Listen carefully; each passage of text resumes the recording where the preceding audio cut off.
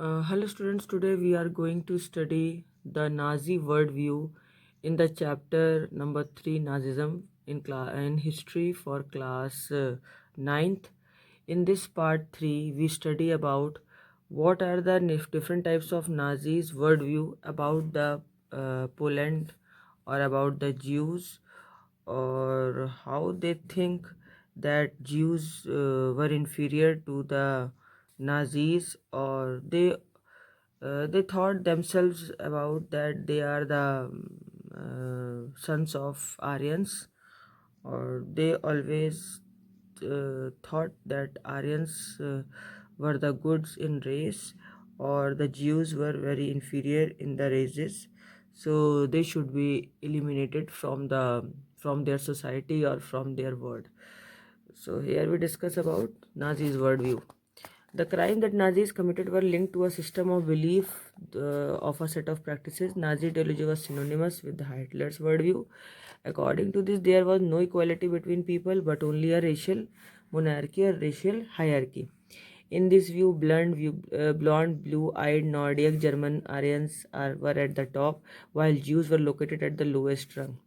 They are regarded as the anti-race, the arch enemies of the Aryans, or Hitler's racism borrowed from thinkers like the Darwin and Herbert Spencer. Or they keep in their mind that, as Darwin says, that human intervention in what he thought was a purely natural process of selection. His ideas were used by racist thinkers and politicians to justify imperial rulers over conquered people. The Nazi argument was simple: the strongest race would survive and the weakest one would be perish. The Aryan race was the finest race, so it had to retain its purity, become stronger and dominate the world. बच्चों, यहाँ पर Nazi लोग जो है क्या सोचते थे पूरे वर्ल्ड के बारे में, उसके बारे में बताया गया है. एक्चुअली नाजीज का जो आइडिया था वो हिटलर का वर्ल्ड व्यू आइडिया कहलाता है, क्योंकि नाजी लोग सबसे ज़्यादा प्रभावित थे हिटलर से. और जर्मनी में हिटलर का राज पूरे सभी जगह चलता था, क्योंकि मैंने पहले ही बताया आपको कि हिटलर को भगवान का दर्जा दिया जाता था जर्मन्स के द्वारा.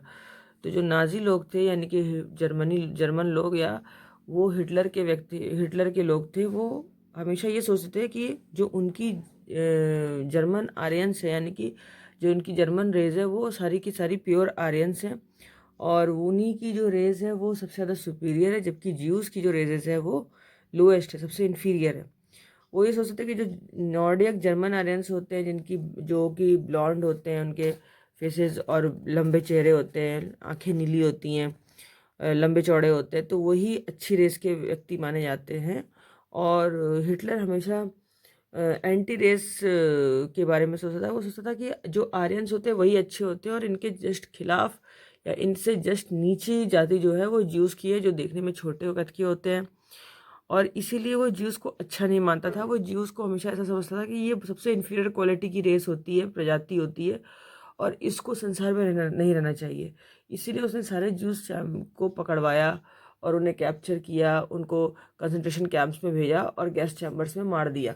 तो इसी प्रकार से जो है हिटलर हमेशा डार्विन और हर्बर्ट स्पेंसर की थ्योरी पर विश्वास करता था, और वो सोचता था कि जो स्पीशीज़ फिटेस्ट है तो वही सरवाइव करेगी, और उसी का जो है प्रकृति नेचुरल सिलेक्शन करती है.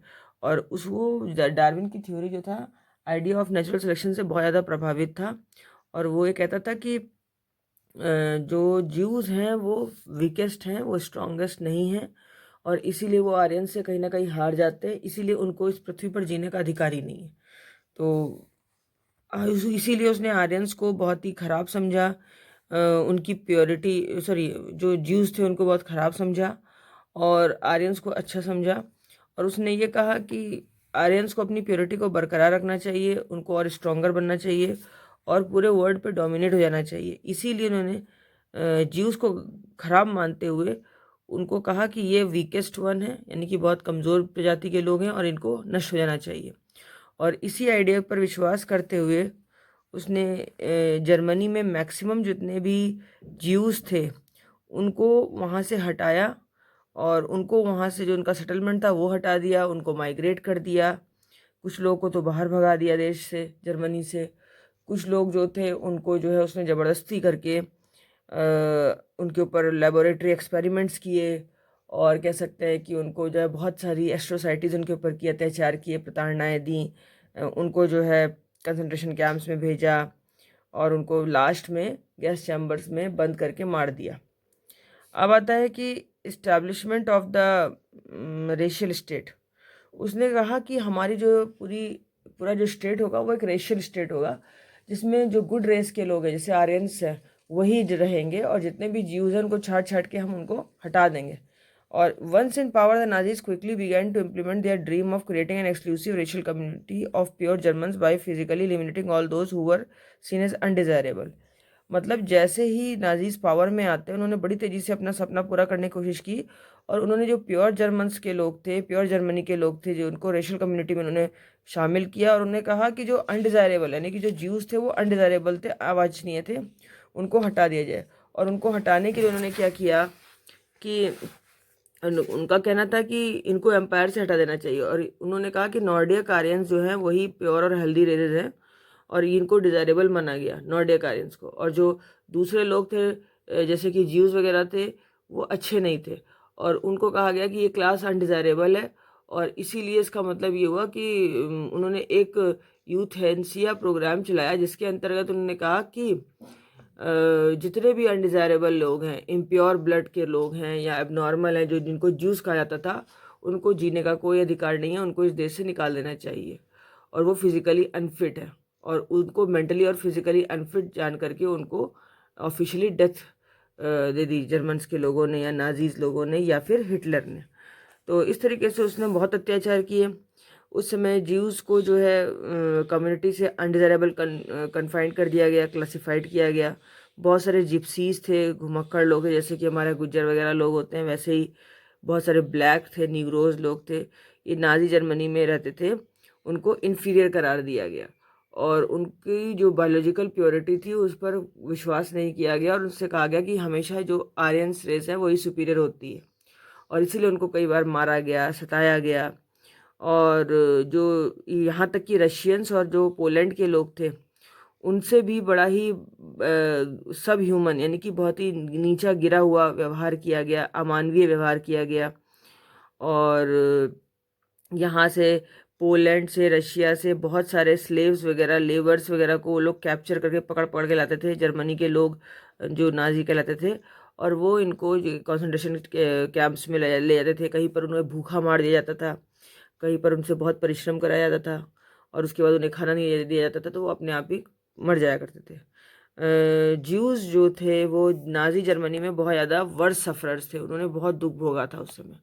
और वो बिलीव करते थे नाजी लोग कि ये लोग जो होते हैं ये क्रिश्चियनिटी के किलर्स हैं। क्यों? क्योंकि उनके अंदर एक रूढ़िवादिता थी कि ये लोग जो है वो जो परंपरागत क्रिश्चियनिटी है उसको कहीं ना कहीं ध्वंस कर रहे हैं, इसका विध्वंस कर रहे हैं। और दे लिव्ड इन सेप हाँ। और जर्मनी में क्या करते थे वो लोग, ज्यूज जो है उनको उनके उन्होंने खेतों को छीन लिया था, और उनके जो ट्रेड्स वगैरह थे वो सब हटा दिए थे, व्यापार ख़त्म कर दिया था ज्यूज का। और उनको बेचारों को जो है मनी लेंडिंग करने पर मजबूर कर दिया था कि वो लोग उधार लेके कहीं जीते थे, और सेपरेट घरों में छुप छुप के रहते थे, जिनको घीटोज बोला जाता था। और ये जो घीटोज जो थे वो मार्क्ड एरियाज थे, इनमें बहुत ज़्यादा वायलेंस किया जाता था, सताया जाता था लोगों को, ज्यूज़ को, और धीरे धीरे लैंड से हटा दिया गया। हिटलर जो था वो ज्यूज़ से बहुत ज़्यादा नफरत करता था, और वो pseudo scientific theory of race पे विश्वास करता था। उसका कहना था कि ज्यूज़ को कन्वर्ट करने से भी ये प्रॉब्लम सॉल्व नहीं होगी, इसीलिए इनका यही एक समाधान है कि इनको कम्प्लीटली एलिमिनेट कर दिया जाए, यानी कि जर्मनी से पूरी तरह से निकाल दिया जाए। और जर्मनी से नहीं, पूरे वर्ल्ड से निकाल देना चाहिए। और इसीलिए उसने क्या किया, 1933 से 1938 के बीच में नाजियों ने बहुत ज़्यादा ज्यूज़ को पेपराइज्ड किया, टेरराइज किया, आतंक मचाया उनके लिए, और उनको हटा दिया उस पूरे जर्मनी से, और उनको उनकी कंट्री छोड़ने पर मजबूर कर दिया। अगली फेज़ में 1939 से 1945 के बीच में उसने कंसंट्रेशन कैंप्स बनवाए बहुत सारे एरियाज़ में, और वहाँ पर उनने पोलैंड के लोगों को, रशिया के लोगों को और अफ्रीकन जितने भी थे, जिप्सीज थे, और जितने ज्यूज वगैरह लोग थे, उन सभी को मिल के गैस चैम्बर्स में बंद कर करके मार दिया। तो ये जो एक रेशियल यूटोपिया कहलाता है, यानी कि जो उस समय वॉर हुई तो नाजीज जो रियलाइज़ करते थे कि उनका मर्डर किया गया, रेशियल आइडियल, जीनोसाइडल वॉर, मतलब उनकी पूरी जेनेटिक ड्रिफ्ट को, पूरी जीनोलॉजी को ख़त्म कर दिया गया। तो उन्होंने फिर उसके बाद में जो है पोलैंड पे पूरा अधिकार कर लिया और पोलैंड को भी डिवाइड किया। एक तरफ नॉर्थ वेस्टर्न पोलैंड के ऊपर पूरा जर्मनी का अधिकार हो गया था, और जितने भी पोलैंड के लोग थे उनको ज़बरदस्ती वहाँ से भगाया गया, उनके घरों से भगा दिया गया, उनकी प्रॉपर्टीज़ पे कब्ज़ा किया गया इथनिक जर्मन्स के द्वारा, और पूरे यूरोप पे इस तरीके से जो है वो जर्मन्स लोगों का कब्ज़ा हो गया। और जो पोलैंड के लोग थे, जैसे जानवरों का झुंड होता है उस तरीके से उनको हाँका जाता था, और उसके बाद में उनको अनडिज़ायरेबल करार दे करके उन सभी का मास मर्डर किया जाता था। और मास मर्डर करने के लिए वो लोग क्या करते थे कि डिफरेंट बड़े बड़े, देखिए जैसे ऐसे दिखाया गया ना, इस तरीके से एक डेथ चैम्बर बनाते थे, उसमें ये फ्राइट कार्स होती थी, इन कार्स में इन मालगाड़ी जैसे डिब्बों में उनको बंद करके ले जाया जाता था, और उसके बाद इन्हीं में जो है कंसंट्रेशन कैंप्स में ले जाकर गैस चैम्बर में बंद करके उनको मार दिया जाता था। तो इस तरीके से जो गवर्नमेंट थी, जनरल गवर्नमेंट, ये बहुत जिम्मेदार थी पूरी तरीके से ज्यूस को मारने के लिए, और इन्होंने पूरी पूरी रेस को ख़त्म करने की कोशिश की मैक्सिमम हद तक। तो बच्चों ये देखिए, आपको मैं इसमें डिफरेंट डायग्राम दिखाती हूँ जहाँ पर उन्होंने अपना ये जर्मन्स नाजीज ने एक तो निकाला था एक्सक्लूजन 1933 से 39 के बीच में। इन्होंने सबसे पहले ये कहते थे कि इनको जीने का राइट नहीं है, क्योंकि you have no right to live among us as a citizen, कि हमारे बीच में आपको रहने का अधिकार नहीं है। नरमबर्ग लॉ ऑफ सिटीजन सितंबर 1935 में जो पास हुआ था, उसमें कहा गया था ओनली पर्सन्स ऑफ जर्मन और related blood would henceforth be a German citizen, यानी कि खाली जो जर्मनी के प्योर लोग होंगे, जिनके अंदर जर्मन का खून होगा, यानी कि नाजियों का खून होगा, वही लोग जर्मन एम्पायर में रहने के हकदार होंगे, उन्हीं को प्रोटेक्ट किया जाएगा। और ज्यूज़ और जर्मन्स के बीच में कोई मैरिज जो होगी उसको हटा दिया जाएगा, उसको बिल्कुल नकारा गया है। अगर कोई ज्यूज़ और जर्मन्स इनके बीच में कोई एक्स्ट्रा मार्शल रिलेशंस होते हैं, यानी कि शादी के उपरांत भी कोई अगर इनके बीच में संबंध होते हैं, तो ये क्राइम है। और ज्यूज़ को जो है नेशनल फ्लैग को फहराने का भी अधिकार नहीं दिया गया था। और जूस के लिए जो है अदर दूसरे भी लीगल मेजर्स किए गए थे, जैसे बॉयकॉट ऑफ जूस बिजनेस, कि जूस के बिजनेस का पूरी तरीके से बॉयकॉट कर दिया गया था, कि जूस को बिजनेस करने का अधिकार नहीं है, उनको गवर्नमेंट सर्विस से हटा दिया गया, और ज़बरदस्ती उनकी जो पूरी प्रॉपर्टी थी उनके ऊपर कब्जा कर लिया गया, और उसको ज़बरदस्ती या तो बिकवा दिया गया। अब आता है कि ज्यूस प्रॉपर्टीज़ को लूट, इसके अलावा जिन्होंने ज्यूस की प्रॉपर्टी को कब्जा कर लिया, लूट मार की उनके घरों में, उनके घरों पर अटैक किया, ज़बरदस्ती जला दिया गया उनको, और उनके मंदिरों को भी जलाया गया, और ज़बरदस्ती लोगों को अरेस्ट किया गया, पोग्रोम एक प्रोग्राम चला के। और नवंबर 1938 में उनसे कहा गया the night of broken glasses, उनका ये कहना था कि ये जो टूटे हुए ग्लास होते हैं उनकी वो रातें, मतलब कहने का ये है कि वो हर तरीके से उनको नाजी जर्मन्स के द्वारा हमेशा उनको जो है कहते थे ये दुर्भाग्यशाली हैं, और ये जो है हमेशा जो है नीचे नकारे लोग हैं। स्टेज 2 में क्या किया, गीटोजाइजेशन। गीटोजाइजेशन का मतलब है कि 1940 से 44 के बीच में कहा गया you have no right to live among us, तुम्हें हमारे बीच में रहने का कोई अधिकार नहीं है। सितंबर 1941 में जितने भी ज्यूज थे उन सबको एक येलो स्टार दे दिया जाता था, जैसे येलो स्टार लगाया गया ना, जैसे ये देखो इस व्यक्ति के बीच में कोट पे येलो स्टार लगा दिया गया। और उसके बाद उसको कहा स्टैम्प कर दिया गया कि जितने भी लीगल डॉक्यूमेंट्स हैं इस हाउसेस के, पासपोर्ट्स वगैरह, ये सब हटा दिए गए उससे।